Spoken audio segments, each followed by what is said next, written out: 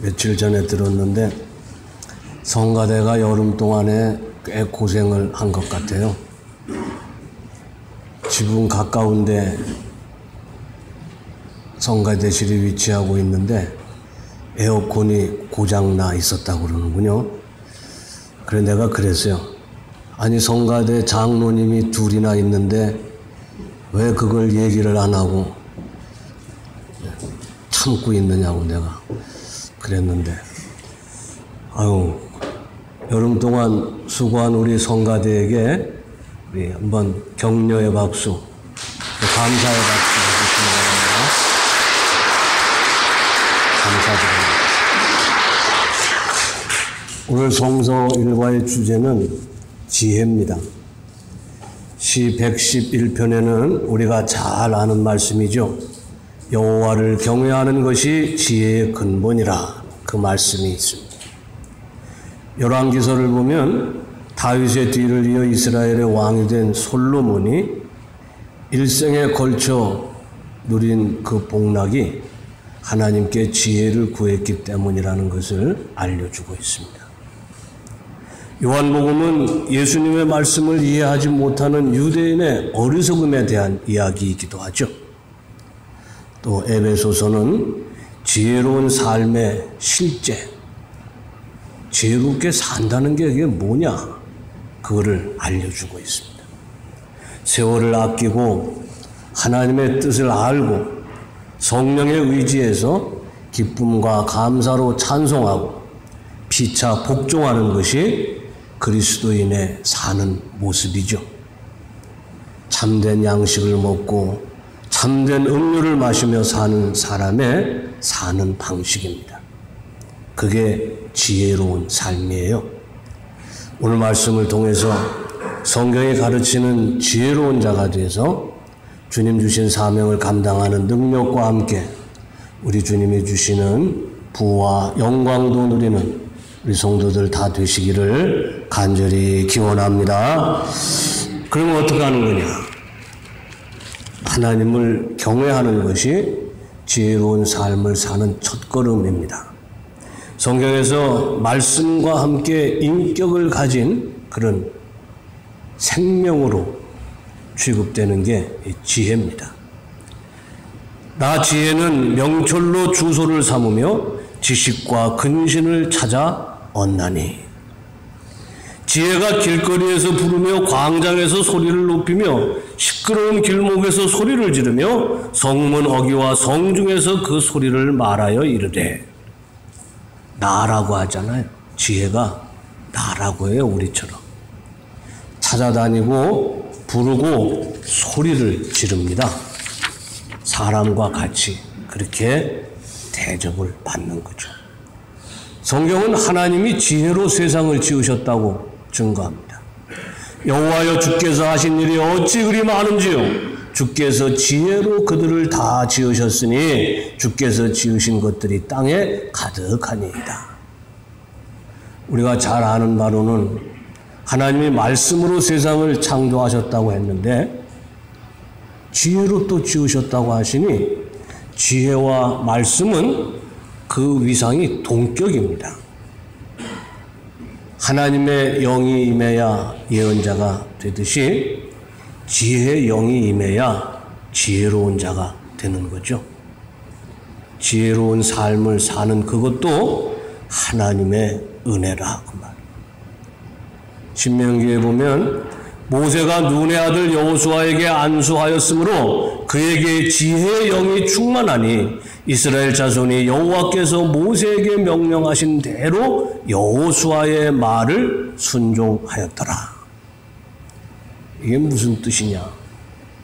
지혜는 지식처럼 내가 노력해서 가질 수 있는 것이 아니라는 거예요. 지혜가 그 깃들 곳, 머물 곳, 거할 곳을 찾는 거죠. 지혜가 깃들 곳은 사람밖에 없어요. 그런데 그 영이 임하는 사람이래야 지혜를 갖게 되는 것입니다. 지혜가 택해요. 내가 원한다고, 내가 애쓴다고 그래서 되는 게 아니고 지혜가 찾아다녀요. 지혜가 주인이라는 그런 말이죠. 어려도 지혜로울 수가 있고 늙어도 목매할 수가 있습니다. 지혜의 영이 찾아 깃드는 그 사람이 지혜롭게 되는 것입니다. 그런데 그 지혜의 주인이 하나님이시잖아요. 그래서 하나님을 경외하는 것이 지혜의 근본이 되는 것입니다.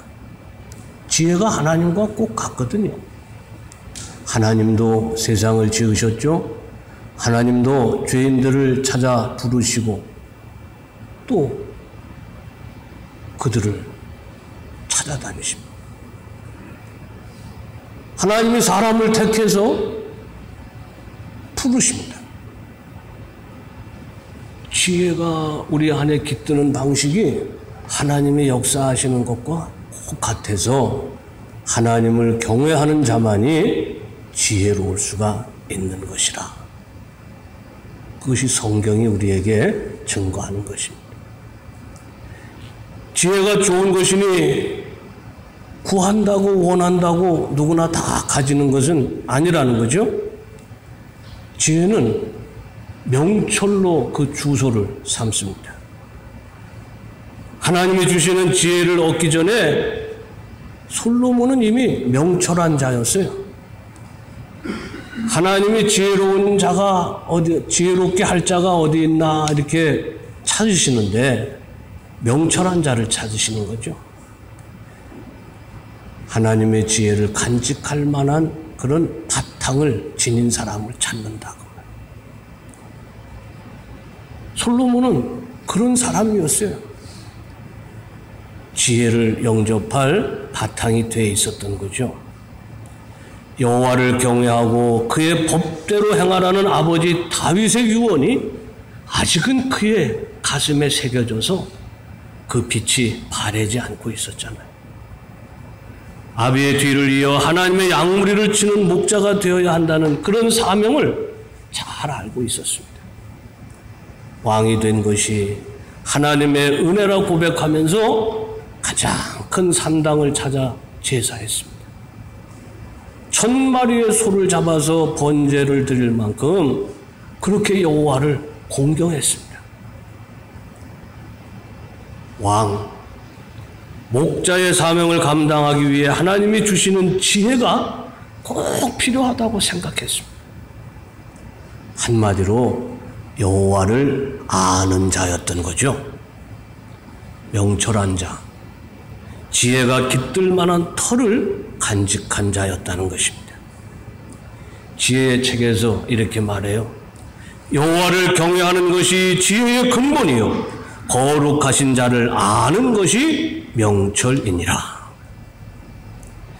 지혜롭게 되는 것이 불가능한 것도 아니고 어려운 것도 아니죠. 하나님을 아는 자에게 주시는 것이 지혜예요. 하나님이 계신 것을 믿고 그를 섬기는 자에게 주어지는 선물입니다. 하나님을 경외하는 자에게 주시는 하나님의 은총이죠. 다윗이 생전에 아들 솔로몬에게 한 말이 새롭습니다. 내 아들 솔로몬아, 너는 내 아버지의 하나님을 알고 온전한 마음과 기쁜 뜻으로 섬길지어다. 여호와께서는 모든 마음을 감찰하사 모든 의도를 아시나니 내가 만일 그를 찾으면 만날 것이요 만일 내가 그를 버리면 그가 너를 영원히 버리시리라. 하나님은 명철한 자를 찾아다니시는데 명철한 자는 뭐냐? 하나님을 아는 자라. 하나님을 찾는 자라. 하나님을 바라는 자고 그를 섬기고 그를 경외하는 자입니다. 하나님께서 사람을 택한다고 하시지만 결국은 사람이 준비가 돼 있어야 되고 사람이 거절하지만 않으면 하나님의 지혜는 지혜의 영은 그에게 임할 줄로 믿습니다. 아무쪼록 그 무엇보다 하나님을 알고 기쁨으로 섬기는 자가 돼서 지혜의 영으로 충만하시기를 간절히 기원합니다. 그 다음은 예수를 믿고 사는 것이 지혜로운 삶입니다. 지식과 지혜는 얼핏 비슷하게 보입니다. 마치 이란성 쌍둥이 같죠. 사람들은 은연중 지식을 많이 쌓으면 지혜롭게 될 거라는 그런 생각을 합니다. 쌍둥이처럼 비슷하니까 그렇겠죠. 그런데 이란성이에요. 다른 겁니다. 둘 다 아는 것에 기반을 두고 있으니까 비슷합니다. 그러나 지혜는 위에서 임하고 지식은 땅에서 취하는 것이라는 점에서 다릅니다. 지혜는 스스로 주인이 되어서 사람을 인도하지만 지식은 지식을 소유한 자가 주인이 돼서 그걸로 사람들을 속이기도 하고 사람들을 미혹에 빠뜨리기도 하는 거죠. 신학교에 떠도는 유명한 우스갯소리가 있어요. 아주 여러분도 저한테도 들었을 것 같아요. 신학교에 가면은 그런 말을 합니다.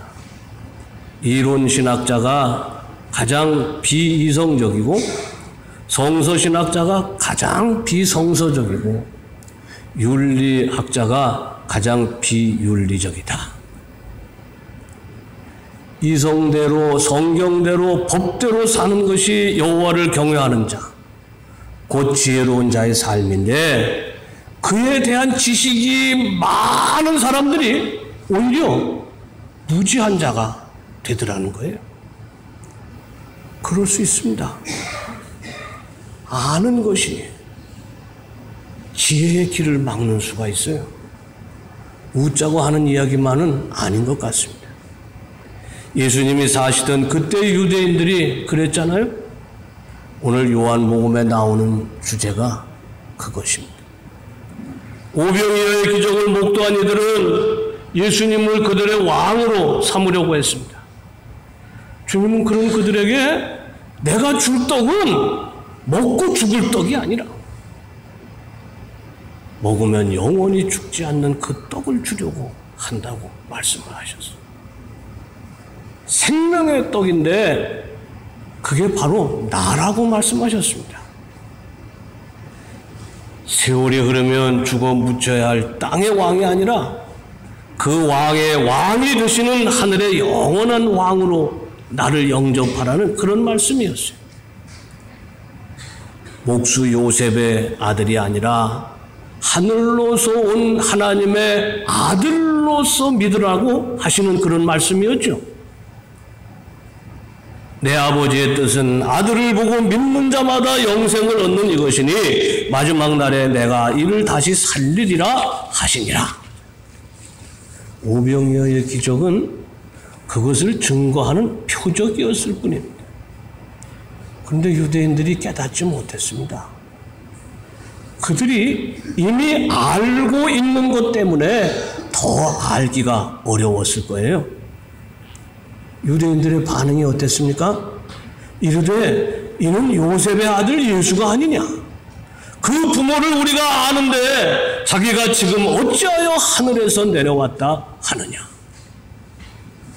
당연한 일이 아닐 수 없습니다. 요셉의 아들인 것을 뻔히 알고 있는데 하늘에서 내려왔다니 기가 막힐 노릇이죠. 더구나 내 살을 먹고 내 피를 마셔야 하리라고 하시는 말씀을 알아들을 수가 없었습니다. 우리가 알고 있는 율법으로는 하나님에게 아들이 있을 수가 없잖아요. 지금 저 말을 하는 저 사람은 내가 아는 사람이잖아요. 내가 아는 한은 거기에 갇혀 있었던 거죠. 자기가 가진 지식에 갇혀서 예수님을 알아보지 못했던 거예요. 갈릴리 이곳저곳을 다니시며 말씀을 전하시고 기적을 베푸시던 주님이 고향인 나사렛의 회당에서 말씀을 전했죠. 다른 곳에서와 마찬가지로 사람들이 크게 놀랐습니다. 마가가 그때의 분위기를 이렇게 전합니다. 안식일이 되어 회당에서 가르치시니 많은 사람이 듣고 놀라 이르되 이 사람이 어디서 이런 것을 얻었느냐? 이 사람이 받은 지혜와 그 손으로 이루어지는 이런 권능이 어찌 됨이냐? 그런데 바로 그 다음 절에 이렇게 말합니다. 이 사람이 마리아의 아들 목수가 아니냐? 야고보와 요셉과 유다와 시몬의 형제가 아니냐? 그 누이들이 우리와 함께 여기 있지 아니하냐 하고 예수를 배척한지라. 이 사람 정말 놀랐구만. 그런데 우리가 아는 이 사람은 이런 말 할 계제가 못 되는데, 보는 것과 아는 것 사이에 괴리가 생기니까 어떻게 됐어요? 배척한지라. 안 들은 걸로 치자고. 그렇게 됐다는 거죠. 지식이 지혜의 길을 막아버린 거예요. 지식은 좋은 것입니다. 깊은 지식은 지혜에 이르는 길일 수도 있습니다. 그러나 내가 아는 한, 내가 알기로는, 내가 겪어본 바로는 이런 식의 섣부른 지식에 갇히면 생명의 말씀의 귀를 막고 생명의 길에서 눈을 감게 되는 것입니다. 우리가 세상 살면서 간혹 느끼는 게 있죠.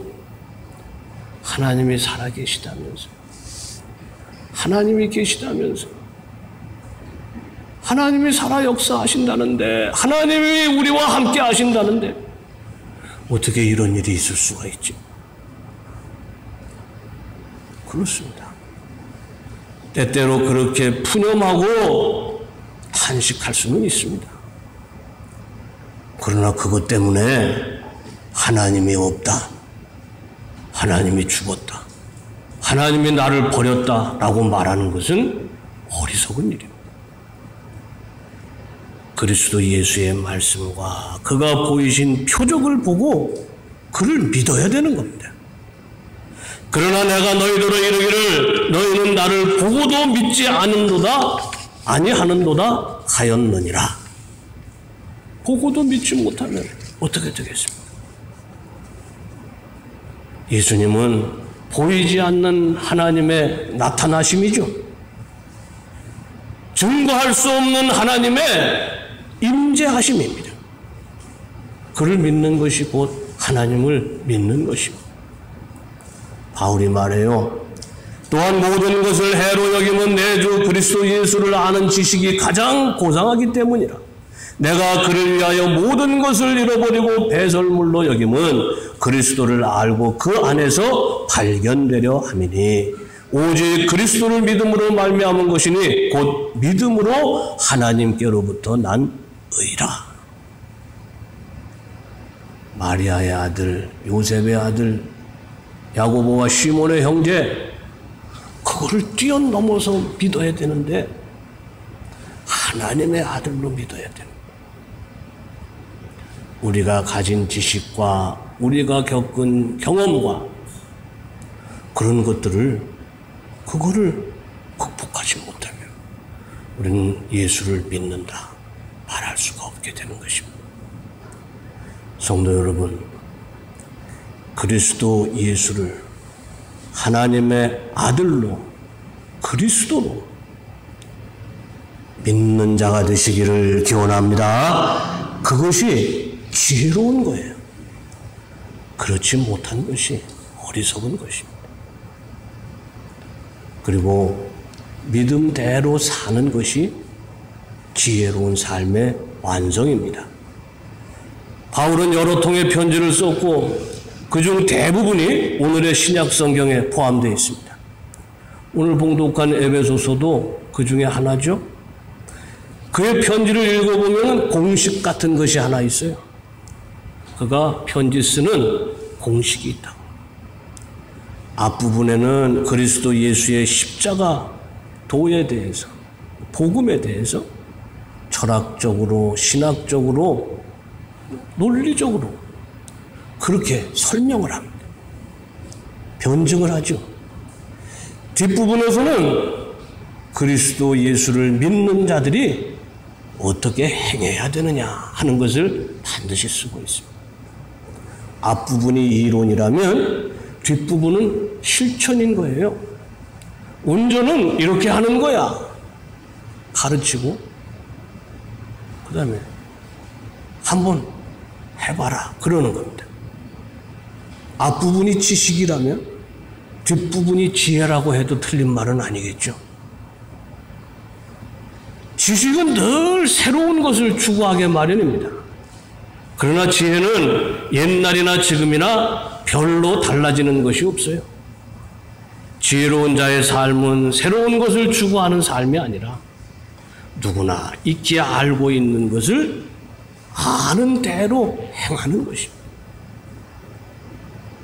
바울이 오늘 말하는 것도 그렇죠. 어찌 보면 그리스도인이기 때문에 행해야 할 것이 아니고 사람이면 마땅히 행해야 할 것들의 목록과 같은 거예요. 새삼스러운 게 아닙니다. 바울의 교훈에 누구도 토를 달 수가 없습니다. 삶의 지식이 아니라 삶의 지혜이기 때문에 그렇습니다. 묘한 것은 알기는 쉬운데 행하기가 어렵다는 거죠.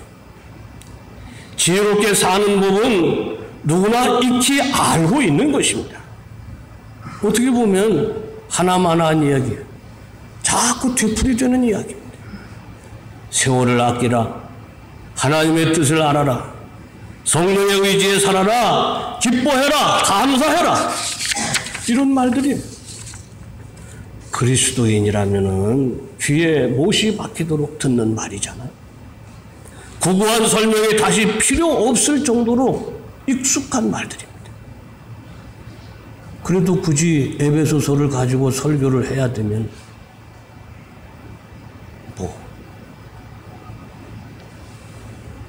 굉장히 관념적인 그런 설교로 넘어가게 되겠죠. 단어 하나하나를 분석해서 20-30분 할 수도 있을 것 같고 한 절 한 절을 연결해서 또 20-30분 할 수도 있을 것 같아요. 세월에서 시간을 끄집어내고 시간과 영혼을 이렇게 잇대어 얘기할 수도 있을 것 같고 아끼라는 말에 집중해서 그 말의 원래 뜻이 무엇이고 어떻게 아끼고 아끼면 어떻게 될까를 가지고도 설교할 수 있을 것 같습니다. 그런 것도 무의미하다 할 수는 없겠지만 정작 문제가 뭐예요? 그대로 살기가 어렵다는 거예요. 그렇게 살지 못하고 있다는 겁니다. 지혜로운 삶에 대해 아는 것은 어려운 일이 아니에요. 그렇게 살기가 수월치 않아요. 지식으로 갖고 있기는 쉬운데 그것이 지혜가 돼서 나타나기가 힘들다 그 말이죠. 그런데 바울은 왜 누구나 다 알고 있는 이야기를 자꾸 되풀이합니까? 왜 그런 수고를 합니까? 당연히 그렇게 살아야 하는데 다시 말하지 않아도 그렇게 사는 것이 지혜로운 건데 자꾸 되풀이하는 것은 그렇게 살고 있지 못하기 때문에 그런 거죠. 어떻게 해야 되겠습니까? 처음 듣는 말씀이라면 혹 이해할 수 없는 말씀이라면 아무나 붙잡고 물어봐야 됩니다. 그런데 익히 아는 말씀이라면 그럼에도 불구하고 그렇게 살지 못하고 있다면 먼저 해야 될 일이 있는 거죠. 회개하는 것입니다. 옳습니다. 그렇게 알고 있습니다. 그런데 그렇게 살지 못하고 있습니다. 이렇게 고백해야 되는 것입니다. 지혜가 머물 곳은 드물지만 핑계가 차지할 자리는 사방에 널려 있잖아요.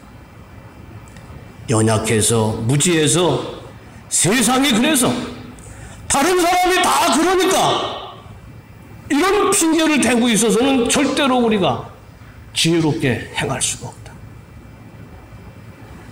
그런 거 다 뒤로 하고 하나님 앞에 마음을 찢어 무릎을 꺾고 엎드려야 되는 것입니다.